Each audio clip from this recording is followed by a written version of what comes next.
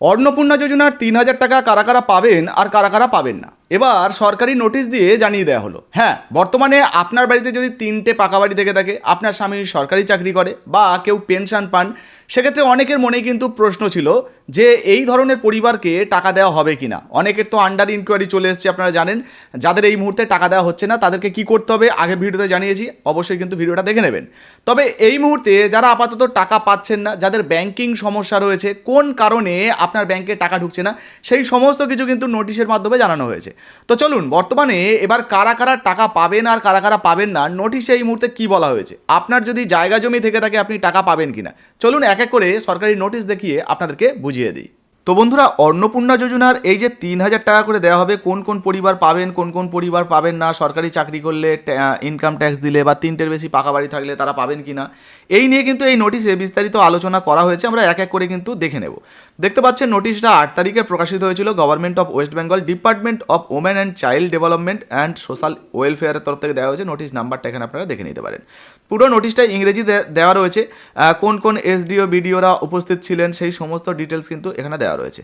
আমি যদি নোটিশের পরবর্তী পেজ আপনাদেরকে দেখাই, এই জায়গায় দেখুন এখানে কিন্তু এডিট অপশান আসার সম্ভাবনা রয়েছে, সেটাও বলা হচ্ছে। এই যে দেখুন, edit option regarding minor name change, মানে ছোটোখাটো নাম পরিবর্তন বা আধার চেঞ্জ এটসেট্রা রিকোয়ার্ড, এই সমস্ত পরিবর্তনের জন্য কিন্তু এগুলো হতে পারে। তো এই যে নোটিশটা বর্তমানে ইংরেজিতে রয়েছে, আমি কিন্তু বাংলাতে এটা ট্রান্সলেট করে রেখেছি যাতে করে আপনাদেরকে ভালোভাবে বোঝাতে পারি এবং বিস্তারিত আলোচনা করা যায়। এই যে দেখুন, নোটিশটাকে আমরা বাংলায় ট্রান্সলেট করে রেখেছি। চলুন এক এক করে আমরা বিস্তারিত নোটিশটা সুন্দরভাবে দেখে নিই। দেখতে পাচ্ছেন পশ্চিমবঙ্গ সরকার মহিলা ও শিশু উন্নয়ন এবং সমাজ কল্যাণ বিভাগের তরফ থেকে দেওয়া হয়েছে তারিখ এবং নোটিশ নাম্বার এখানে সম্পূর্ণ দেওয়া রয়েছে, আপনারা দেখে নিন। দেখতে পাচ্ছেন বিস্তারিত দেওয়া রয়েছে। এবার এই যে জায়গা নোটিশের দ্বিতীয় পেজ দেখুন, এখানেই কিন্তু ওই এডিট অপশনের কথা বলা হয়েছিল, যে নাবালকের নাম পরিবর্তন, মানে ছোটোখাটো নাম পরিবর্তন বা আধার পরিবর্তন ইত্যাদি সংক্রান্ত সম্পাদনার বিকল্পের প্রয়োজন রয়েছে। এনআইসি আজ দিনের মধ্যেই তদন্তকারী কর্মকর্তা ও যাচাই পর্যায়ে এটি অবশ্যই সরবরাহ করবেন। যাই হোক, এবার দেখুন বলা হয়েছে মাঠ পর্যায়ের তদন্তে, মানে ফিল্ড ভেরিফিকেশনে অযোগ্য প্রমাণিত হলে পরবর্তীতে সুবিধাভোগীদের আবেদন বাতিল করার ব্যবস্থা পোর্টালে থাকবে। ধরুন এই মুহূর্তে অন্নপূর্ণা যোজনায় অনেকে টাকা পাচ্ছেন, কিন্তু পরবর্তীতে দেখা গেল তারা টাকা পাওয়ার যোগ্য নয়, সেক্ষেত্রে পোর্টাল থেকে কিন্তু তাদের নাম বাতিল করে দেওয়া হতে পারে।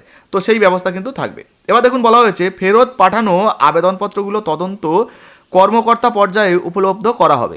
এনআইসি 9/7/2026 তারিখের মধ্যে এটি নিশ্চিত করবে। এইবারে দেখুন বলা হয়েছে, জিজ্ঞাসা করা হয়েছিল যে অঙ্গনারী কর্মী, অঙ্গনারী স্বাস্থ্যকর্মী, আশাকর্মী, পৌর স্বেচ্ছাসেবক, প্যারাশিক্ষক ইত্যাদি অন্নপূর্ণা যোজনার জন্য যোগ্য হবেন কিনা।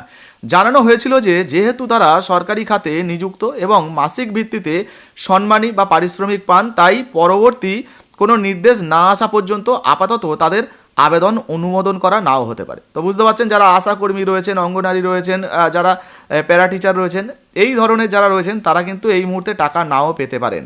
এবার দেখুন বলা হয়েছে বিজ্ঞপ্তিতে পরিবারের সদস্যদের বিষয়ে কোনো উল্লেখ না থাকায় সরকারি কর্মচারী, পেনশনভোগী, আয়করদাতাদের পরিবারের সদস্যদের বিবেচনা করা উচিত কিনা সেই বিষয়ে প্রশ্ন উঠেছিল।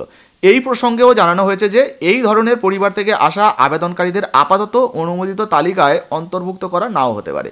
মানে ধরুন আপনার স্বামী সরকারি চাকরি করে, আপনার স্বামী পেনশন পান বা আপনার পরিবারের কেউ পেনশন পান, সেক্ষেত্রে কিন্তু আপনারা টাকা নাও পেতে পারেন, আপনারটা রিজেক্ট হয়ে যেতে পারে। প্রকৃত অভাবী ও যোগ্য নারীদের অধিকার, মানে অগ্রাধিকার দেওয়ার জন্যই এই ব্যবস্থা নেওয়া হচ্ছে, অগ্রাধিকার দেওয়াই উচিত, এই বিষয়ে স্পষ্টীকরণ জারি করা হয়েছে। মানে বুঝতে পারছেন, যারা এই মুহূর্তে টাকা পাওয়ার যোগ্য তাদেরকে কিন্তু দেওয়া হতে পারে। তাগদার ভিডিও সিনকোনা বাগানের শ্রমিকরা যোগ্য হবেন কিনা সেই বিষয়েও জানতে চেয়েছেন।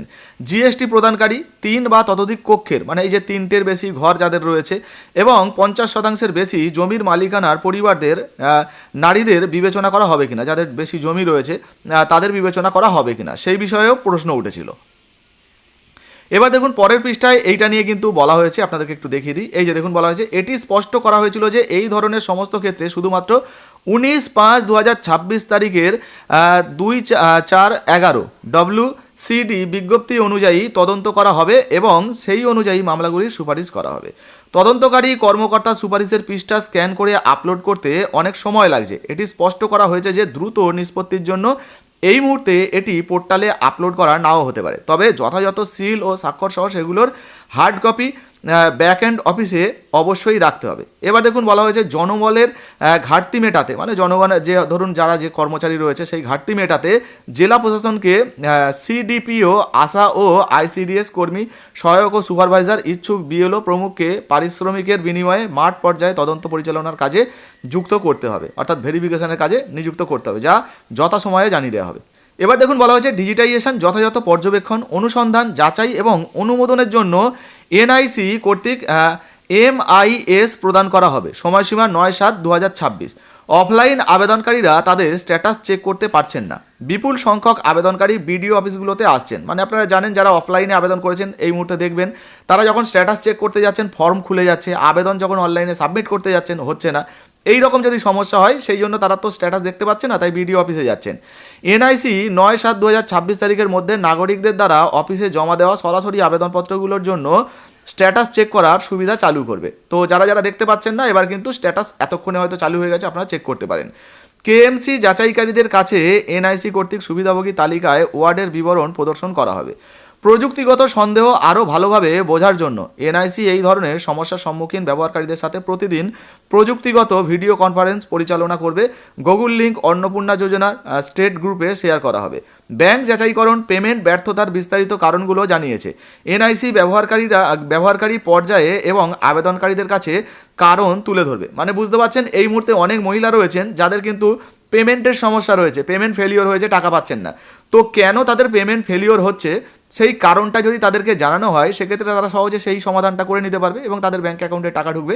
এই অপশানও কিন্তু শীঘ্রই চালু হয়ে যাবে। দেখুন বলা হচ্ছে ডিএম, এসডিও, বিডিওদের ব্যাঙ্কগুলোর সাথে বৈঠক করার জন্য অনুরোধ করা হচ্ছে যাতে ব্যর্থতার প্রতিটা কারণ চিহ্নিত করা যায় এবং তার অ্যাকাউন্টে অর্থ জমা হওয়া নিশ্চিত করার জন্য পদক্ষেপ নেওয়া হয়, যেটা এতক্ষণ আপনাদেরকে বলছিলাম। বুঝতে পারলেন? এবার দেখুন বলা হচ্ছে এসডিও, বিডিওরা নির্ধারিত সময়সীমা মেনে চলার প্রতিশ্রুতি দিয়েছেন। পুনর্ব্যক্ত করা হয়েছে যে 19/5/2026 তারিখে যে বিজ্ঞপ্তি রয়েছে WCD অনুযায়ী তদন্ত করা হোক। ASDDর মানদণ্ড পুঙ্খানুপুঙ্খভাবে যাচাই করা উচিত। এনআইসির নোডাল অফিসার হলেন সি সরজিৎ দে, যার মোবাইল নাম্বার দেওয়া রয়েছে। এনার সঙ্গে যে কোনো সময় যোগাযোগ করা যেতে পারে, যে কোনো সময় মানে সমস্যার জন্য, সেই বিষয়েও বলা হয়েছে। দেখুন বলা হয়েছে অগ্রগতি পর্যালোচনা করার জন্য প্রতিদিন একটি গুগল মিট অনুষ্ঠিত হবে। আবেদনকারীরা যাতে তাদের আবেদনের সঠিক অবস্থা জানতে পারেন সেই জন্য বিডিওগণ কার্যালয়গুলিতে হেল্প ডেস্ক খোলার সম্ভাবনা খতিয়ে দেখতে পারে। 30/6/2026 তারিখ পর্যন্ত প্রাপ্ত এবং বর্তমানে তদন্তাধীন থাকা যোগ্য সুবিধাভোগীদের আবেদনপত্র অনুমোদনের প্রক্রিয়াটি 10/7/2026 তারিখের মধ্যে সম্পূর্ণ করা উচিত। মানে এই তারিখের মধ্যেই কিন্তু করে ফেলতে হবে।